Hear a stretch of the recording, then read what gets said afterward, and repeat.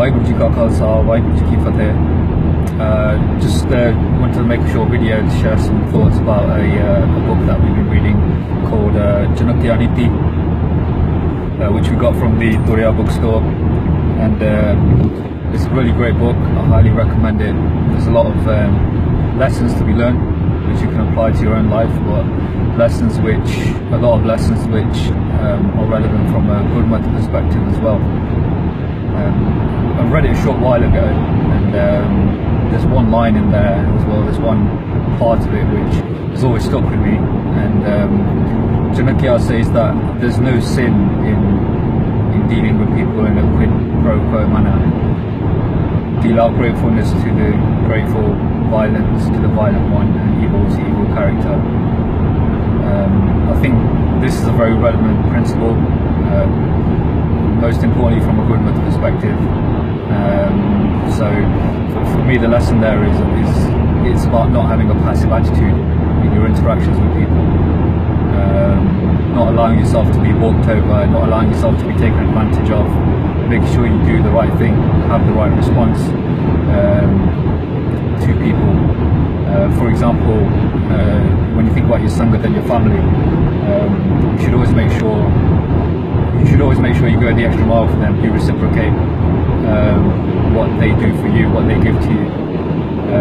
But not just reciprocate, but also go the extra mile for them, because if you're not going to go the extra mile for your family, if you're fortunate enough to have good Sangat to go the extra mile for your Sangat, then who really are you going to go the extra mile for?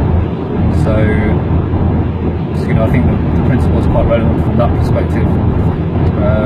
From a youth perspective, it's also very relevant, and that's evidenced in our ithihaas. So in Panth Prakaash, for example, there's loads of examples where the Khalsa has dealt out violence to those who are violent to them, and dealt out evil to evil characters. So for example, when Sukha Singh and Darbaar Singh take the head of Masaranga, is a very good example of how violence was dealt out to a violent person and evil to an evil character. When GurSharan Singh Ji asks, he gives hukum to Banda Singh Bahadur to raise Sirhand to the ground when he hears about the shahidi of the Chhote Sahibzade. It shows he doesn't just order Banda Singh to kill Wazir Khan, but he orders him to annihilate everyone in Sirhand. And that's an example of Guruji applying this principle as well, this quid pro quo attitude. There's also the example in Panth Prakaash explains why GurSharan Singh Ji created the Khalsa, and I think this principle of this quid pro quo attitude forms a big foundation of that. He didn't want the Khalsa to be timid sparrows, to cower in the face of a dharam. He wanted them to have the strength to fight against it. That's quite a relevant thing when you think about Guru Tegh Bahadur Ji's sacrifice. How everyone there, they denied the Guru.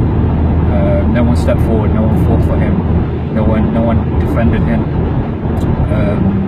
And it was this kind of cowardice and fear that the Guru was trying to eliminate when he created the Khalsa.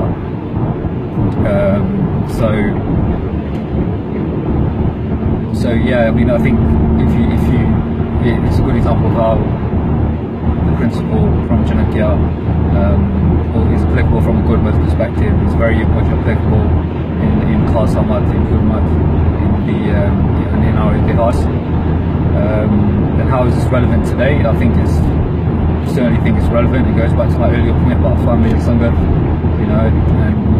but also from a youth perspective, it's all too often you hear about these days about nice people getting walked over or taken advantage of. And a very common one these days is you always see videos of saints from all around the world getting beaten on, and having their stars removed or knocked off. There's almost always there's this look of disbelief when that happens on their face, and it's quite sad to see, but they're in shock. They don't know what to do. they don't have a response, and in that moment of panic they just get beaten on even more. And this kind of thing needs to stop. You know, this kind of thing, we need to stop seeing this sort of things. We need to stop having this victim mentality when these sorts of things happen. And that's why, that's a big motivation and inspiration for us to do Yudhabhyas, and that's why we do Yudhabhyas, so that, and these are the sorts of scenarios which we train for, you know, so that when the time comes, you know, it could happen to you, it could happen to me, it could happen to anyone. You know, when the time comes where I do end up in a situation where either star gets knocked off, is going to get knocked off, that I don't, you know, I don't want the story to go that, you know, I had my head held in my hands, and you know, and I started crying about it and got beaten on even more. You know, I want to write the story where, you know, I picked my star up without thinking. You know, I used it as a noose around the guy's neck and hung him from a tree. These are the kind of stories which we need to start writing. These are the kind of stories which our future generations need to start hearing about. You know, so that they're inspired by the Khalsa before them, and the puratan Khalsa as well. So yeah, I think you know, another big thing is GurSharan Singh Ji's own words, where he says, if someone throws a stone at you, you should throw a brick back at them. If someone throws a brick at you, you should throw a boulder back at them. If someone throws a boulder at you, you should throw a mountain back at them.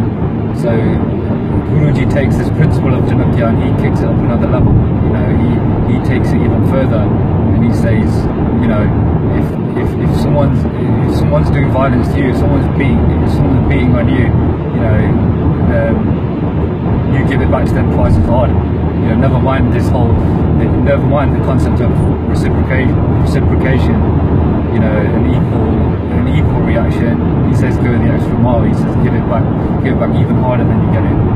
So you know, I think that's a very relevant principle to apply in your life. You know, to excel in everything that you do as well.